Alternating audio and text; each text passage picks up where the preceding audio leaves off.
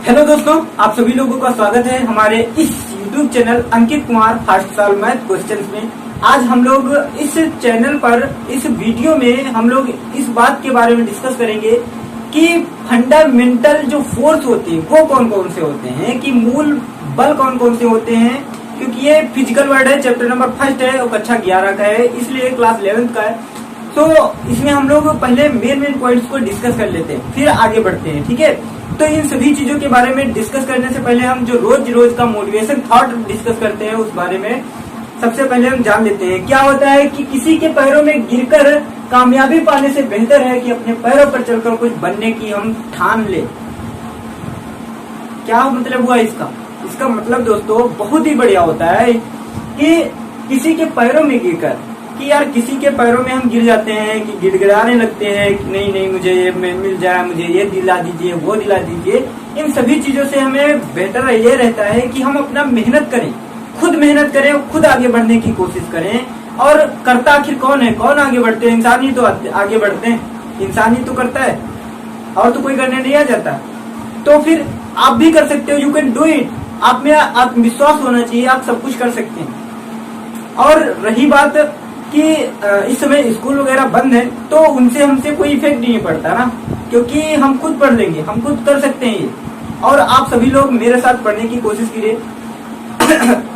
अगर कोई प्रॉब्लम हो रही है तो आप लोग मेरे कांटेक्ट नंबर पर डिस्कस भी कर सकते हैं, आप लोगों के सामने ये लिखा हुआ है। ठीक है, तो हम लोग देखते हैं क्या होता है कि प्रकृति में मूल बल, कि फंडामेंटल फोर्सेस इन नेचर, कि प्रकृति में मूल बल कौन कौन से होते हैं। पहले तो हम देखते हैं कि बल कौन से होते हैं। ठीक है, बल कौन कौन से होते हैं, कितने प्रकार के होते हैं। तो देखिए, बल जो होते हैं बहुत से होते हैं। जैसे ईश्वर एक ही है लेकिन उसके नाम कितने हैं? हजारों हैं। प्रकार कितने हैं? हजारों हैं, ना जाने कितने हैं। अल्लाह है, ईश्वर, कोई कुछ कहता है, कोई किसी नाम से जानता है। ठीक है, तो इसी प्रकार से क्या होते हैं फोर्स भी, बल जो है ये भी मुख्य कितने हैं? 4 हैं। ठीक है, लेकिन उनके जो रूप हैं वो अनेकों हैं। ठीक है, जैसे किसी गेंद आ रही है, कोई छक्का किसी ने मार दिया, तुमने पकड़ लिया कैच, तो उसको पकड़ने पर जो हम बल लगाते हैं उसको रोकने के लिए एक वो बल हो गया। स्प्रिंग को ऊपर खींचते हैं, खींचने पर हम बल लगाते हैं, एक वो बल हो गया। ठीक है, छक्का जब तुम मार देते हो तो वो बल एक हो गया। कितने प्रकार के बल होते हैं? हजारों बल होते हैं। ठीक है, विरूपक बल हो गया, श्यानता बल हो गया, जब परतें एक दूसरे के ऊपर खिसकती हैं पानी की। ठीक है, बहुत सारे बल होते हैं। लेकिन मेन जो बल होता है वो कितने प्रकार के होते हैं? वो 4 ही प्रकार के होते हैं। 4 प्रकार के वो बल कौन कौन से होते हैं? तो सबसे पहला जो बल होता है, ठीक है, प्रकृति में जो मूल बल होते हैं उसमें से जो सबसे पहला बल है वो कौन सा है? वो ये है कि जिसको हम लोग कहते हैं गुरुत्वाकर्षण बल। ठीक है, क्या? गुरुत्वाकर्षण बल, गुरुत्वाकर्षण बल। ठीक है, जिसको हम लोग कहते हैं ग्रेविटेशनल फोर्स, ग्रेविटेशनल फोर्स। ठीक है, तो ग्रेविटेशनल फोर्स कौन कौन से होते हैं? ग्रेविटेशनल फोर्स का मतलब क्या हुआ, पहले हम ये देखते हैं। ग्रेविटेशनल का मतलब होता है कि जो गुरुत्वाकर्षण बल है, ठीक है, वो क्या होता है। तो गुरुत्वाकर्षण बल होता क्या है? ये क्या एक प्रकार से क्या होता है? आकर्षण बल होता है। कैसा होता है? आकर्षण बल होता है। सर, आकर्षण बल का मतलब क्या हुआ कि ये किसी चीज को अपने ऊपर चिपका लेता होगा। बिल्कुल सही, ये आने वाली सभी चीजों को चिपकाने का काम करता है। कि जैसे ये कहाँ पर पाया जाता है? हर एक जगह पर अलग अलग होता है। ठीक है, पृथ्वी है, पृथ्वी का जो गुरुत्वाकर्षण है वो अलग होता है। चंद्रमा पर जाओगे वहां पे गुरुत्वाकर्षण अलग होता है। हर एक जगह अलग अलग होता है। लेकिन ये कौन सा होता है? ये निर्भर किस पर करता है? तो ये निर्भर इस चीज पर करता है कि किसी भी पिंड का वो द्रव्यमान कितना है। द्रव्यमान पर निर्भर ये करता है, उन दोनों पिंडों के बीच की दूरी पर निर्भर करता है। पहले तो हम देखते हैं गुरुत्वाकर्षण बल का मतलब क्या हुआ, कि किसने इसकी खोज की थी, किसने क्या किया था। तो न्यूटन साहब का नाम किसने नहीं सुना होगा? बहुत लोगों ने सुना होगा, आप लोगों ने भी सुना होगा। ठीक है, जो न्यूटन थे वो एक बार क्या हुआ कि बैठे हुए थे किसके नीचे? पेड़ के नीचे। किस पेड़ के नीचे? तो सब लोग कहते हैं कि सेब के नीचे बैठे हुए थे। सेब ऊपर से टपक गया नीचे। अब उनके मन में उठ गया कि ये नीचे ही क्यों गिरता है। कई लोगों से उन्होंने पूछा तो उनको बेवकूफ समझने लगे, लेकिन ये बेवकूफ बालक इतना बड़ा बेवकूफ निकला कि इसने ग्रेविटी की खोज कर डाली। अब कहोगे सर ये बेवकूफ क्यों आपने कहा?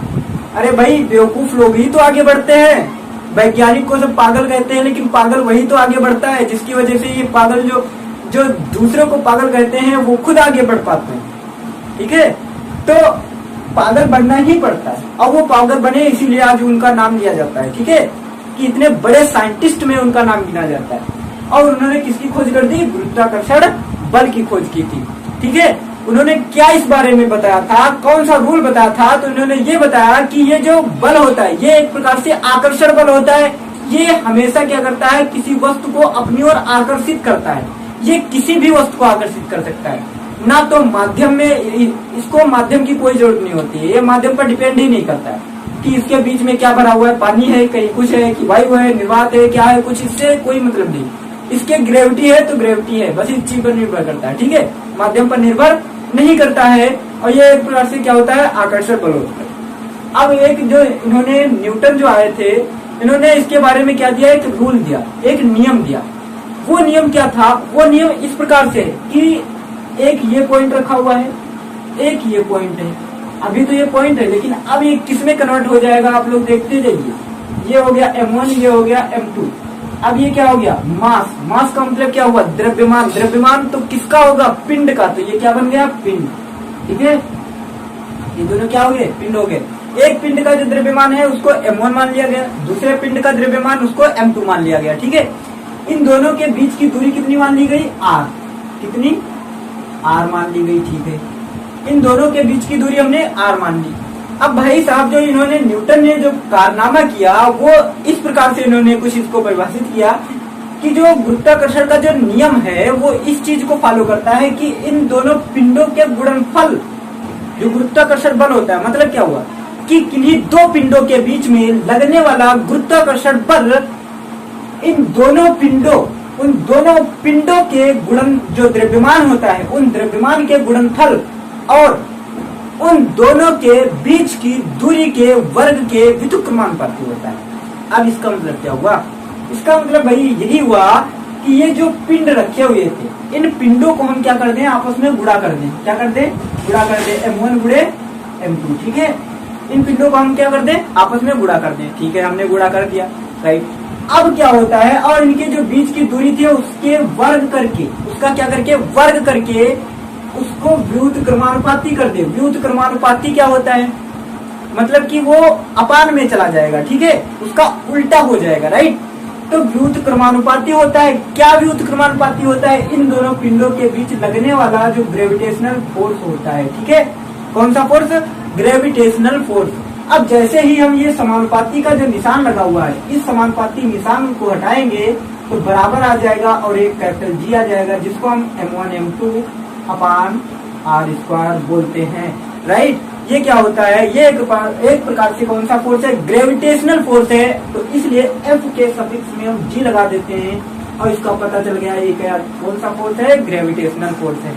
ठीक है, तो जो न्यूटन ने बताया था वो क्या बताया था? इनके अनुसार इन्होंने कौन सा रूल दिया, किस नियम को बताया? तो अगर पूछा भी जा रहा है एग्जाम में तो कोई भी दिक्कत ही नहीं, आप लोग बहुत बढ़िया तरीके से लिख सकते हैं। क्या कि यार अभी देखो, जैसे उपग्रह हैं, ग्रह हैं, ठीक है, ग्रह उपग्रह। तो ये जो सूर्य है, जो सूर्य के चारों ओर चक्कर लगा रहा है, क्या? पृथ्वी। जितने भी ग्रह हैं वो सूर्य के चारों ओर चक्कर लगाते हैं, और जितने भी उपग्रह हैं वो किसका चक्कर लगाते हैं? वो लगाते हैं ग्रहों के चक्कर। ग्रहों के चक्कर कौन लगाता है? उपग्रह लगाते हैं। ठीक है, देखिए ये है तुम्हारा सूर्य, यहाँ पे केंद्र में स्थित है क्या? सन, जिसको हम लोग कहते हैं। इसके चारों ओर चक्कर कौन लगाते हैं? ग्रह।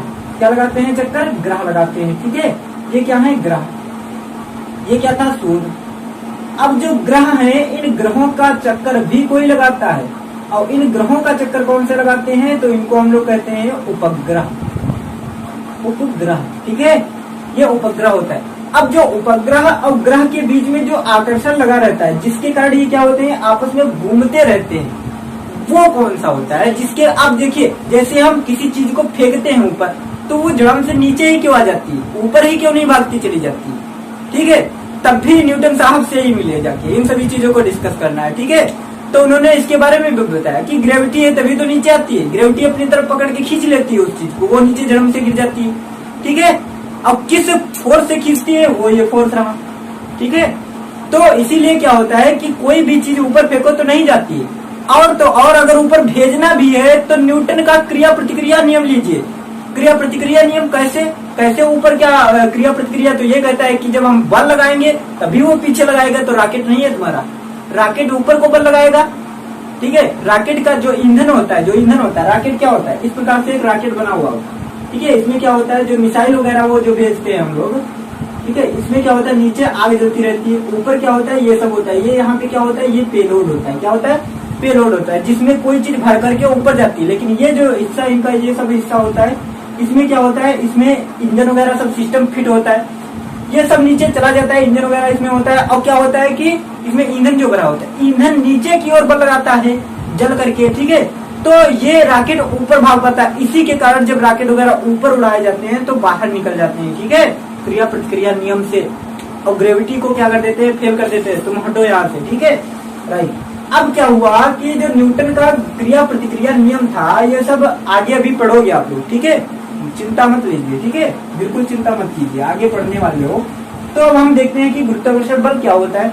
तो इस चीज को हम लिख लेते हैं, क्या होता है गुरुत्वाकर्षण बल, एक प्रकार से क्या होता है, क्या हमने बताया, गुरुत्वाकर्षण बल एक प्रकार का आकर्षण बल होता है, it is the attractive forces, right. तो क्या लिखेंगे, गुरुत्वाकर्षण बल या गुरुत्वाकर्षण बल एक प्रकार का आकर्षण बल होता है, ठीक है, एक प्रकार का आकर्षण बल होता है, ठीक है।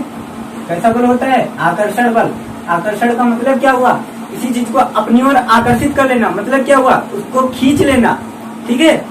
किसी की सुंदरता देख करके तुम उसकी ओर आकर्षित हो जाते हो, कोई भी चीज हो सकती है, वो समझ में आई बात। तो गुरुत्वाकर्षण बल एक प्रकार का आकर्षण बल होता है, चिपकाने का कार्य करता है, किसी चीज को अपनी ओर खींच लेता है, ठीक है, आकर्षण बल होता है, होता है भाई जी, बोला नहीं, होता है, ठीक है। गुरुत्वाकर्षण बल एक प्रकार का आकर्षण बल होता है, ये लगता किन के बीच है, तो ये दो पिंडों के मध्य लगने वाला बल होता है, यह एक प्रकार का, यह किन्हीं दो पिंडों के बीच लगने वाला, किन्हीं दो पिंडों के बीच के मध्य कार्य करता है, ठीक है, मध्य कार्य करता है, राइट। इसके मध्य दो पिंडों के मध्य में कार्य करता है, कौन सा फोर्स, तो ग्रेविटेशनल फोर्स, राइट। और ये माध्यम पर निर्भर नहीं करता है, क्या लिखोगे, यह माध्यम पर निर्भर नहीं करता है, निर्भर नहीं करता है, राइट। अब जो न्यूटन ने नियम दिया था गुरुत्वाकर्षण का नियम, उस नियम को हम देख लेते हैं। तो क्या लिखेंगे हम, गुरुत्वाकर्षण का नियम, गुरुत्वाकर्षण का नियम, ठीक है, ग्रेविटेशनल लॉ।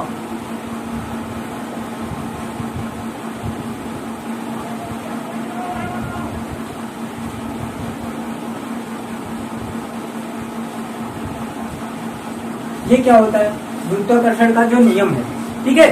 तो गुरुत्वाकर्षण का नियम अभी तो हमने बताया था, क्या कि ये दो, एक ये पिंड रखा हुआ है, एक ये पिंड रखा हुआ है, इन दोनों पिंडों के बीच में इसका द्रव्यमान m1 मान लिया, इसको द्रव्यमान m2 मान लिया, इनके बीच की दूरी हमने r ले लिया। अब एक चीज तुम्हारे दिमाग में उठ रही होगी कि ये द्रव्यमान क्या होता है, यार 1 घंटे से लगा रखे हो द्रव्यमान, ये द्रव्यमान होता क्या है, ठीक है। तो ये द्रव्यमान जो होता है उसको भी समझ लीजिए क्या होता है। देखिए क्या होता है, द्रव्यमान को हम मापते किसमें, किलोग्राम कहते हो, 1 किलो चीनी दे दो, 1 किलो वो चीज ले आओ, वो चीज ले आओ, 1 किलो 1 किलोग्राम होता है, किलो का मतलब केजी जिसको कहते हो, किलोग्राम। तो ये दो कोई पिंड रखे हुए हैं, m1 है और एक m2 है, इन दोनों का द्रव्यमान m1 और m2 है, ठीक है। अब इनके दोनों के बीच की दूरी कितनी है, r है। तो गुरुत्वाकर्षण का जो नियम है वो क्या कहता है कि इन दोनों पिंडों के बीच में जो बल लगेगा, एक प्रकार से आकर्षण जो बल लगता है, वो जो उसको हम F से प्रदर्शित करते हैं, सफिक्स में G लगा देते हैं, वो डायरेक्टली प्रोपोर्शनल किसके होता है, इन दोनों द्रव्यमानों के गुणनफल के, इन दोनों पिंडों के द्रव्यमानों के गुणनफल के समानुपाती होता है, ठीक है, और इन दोनों के बीच की दूरी के व्युत्क्रमानुपाती होता है। ठीक है, तो इस प्रकार से ये निशान किस चीज का होता है, तो ये निशान होता है समानुपाती निशान है। ठीक है, समानुपाती और व्युत्क्रमानुपाती, क्योंकि समानुपाती हो गया M1 M2 के, व्युत्क्रमानुपाती हो गया R² के। ठीक है, ठीक है। अब ये जब निशान हम समानुपाती का निशान जो हटाते हैं तो यहाँ पे एक कांस्टेंट आ जाता है। कांस्टेंट का मतलब क्या होता है, स्थिरांक। स्थिरांक का मतलब क्या होता है, एक प्रकार से अंक है ये, जो कि क्या होता है, स्थिर रहता है, जिसका मान स्थित होता है, निश्चित होता है। ठीक है, एफ उसको हम जी कहते हैं, कैपिटल जी से उसको प्रदर्शित करते हैं, M1 M2 अपान R² होता है। ठीक है, ये क्या होता है, इसके बीच में लगने वाला जो गुरुत्वाकर्षण बल है वो होता है। ठीक है, ये चीज समझ में आ गई। ठीक, अब देखते हैं हम कि ये जो जी है ये क्या है, इसको लिख लेते हैं, जहाँ जी क्या होता है, गुरुत्वाकर्षण नियतांक है, सार्वत्रिक गुरुत्वाकर्षण नियतांक है। ठीक है, ये निर्भर किस पर करता है, तो ये पिंडों के द्रव्यमानों पर निर्भर करता है कि जितना ज्यादा इसका द्रव्यमान होगा उतना ही ज्यादा इसका मान होगा। ठीक है, ठीक है, राइट। अब हम देखते हैं आगे। ठीक है, तो यहाँ तक समझ में आया, क्या समझ में आया कि जो गुरुत्वाकर्षण का नियम है वो क्या कहता है, वो ये कहता है कि किन्हीं दो पिंडों के बीच लगने वाला गुरुत्वाकर्षण बल उन दोनों पिंडों के द्रव्यमानों के गुणनफल की, कौन कौन से दोनों पिंड, जो ये पिंड था, एक ये पिंड था, एक तुम्हारा गेंद था, एक तुम्हारी पृथ्वी थी, पृथ्वी ने गेंद को खींच लिया। ठीक है, तो ये एक पिंड था, एक ये पिंड था, इसका द्रव्यमान M1, इसका द्रव्यमान M2 हो गया। समझ में आया। ठीक है, और इनके बीच की दूरी कितनी है, R हमने मान ली। तो अब हम लिखना प्रारंभ करते हैं क्या, कि माना किन्हीं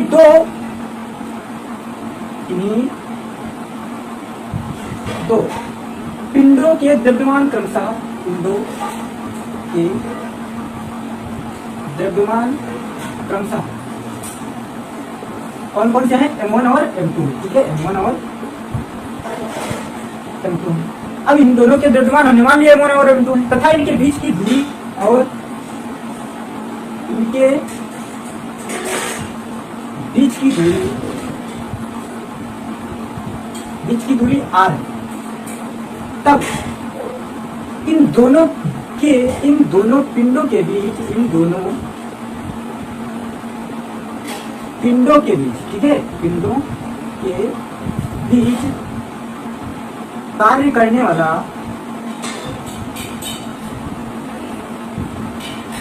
गुरुत्वीय बल,